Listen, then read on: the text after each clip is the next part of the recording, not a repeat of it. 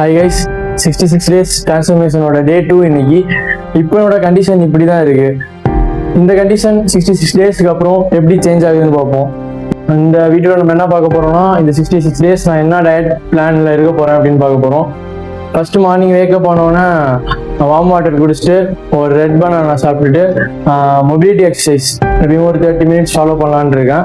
தென் as usual morning routine முடிச்சுட்டு பிரேக்ஃபாஸ்ட் என்ன எடுத்துக்கணும் அப்படின்னா oats plus 2 egg, whole egg, in between ஒரு 11-11:30 போல் பீனட்ஸ் எடுத்துக்கிறேன். தென் லஞ்சுக்கு என்ன எடுத்துக்கிறேன் அப்படின்னா 300 கிராம் ரைஸ் எடுத்துட்டு அதோட சிக்கன் ப்ளஸ் வெஜ்ஜிஸ் அதோட சேர்த்து நமக்கு ஒரு 2 எக்ஸ் எடுத்துக்கலாம். சிக்கன் மேபி ஆஃப்டர்நூன் எடுப்பேன், இல்லைனா டின்னரில் எடுத்துப்பேன். அதே மாதிரி ஈவினிங்கில் வந்துட்டு ப்ரீ ஒர்க் அவுட் நம்ம வெல்கோரோட கிரியேட்டின் யூஸ் பண்ணுவோம். தென் போஸ்ட் ஒர்க் அவுட்டாக இப்போது நமக்கு ஸ்பான்சர் பண்ண ஈஸ்ட் ப்ரோட்டீன் எடுக்கிறேன்.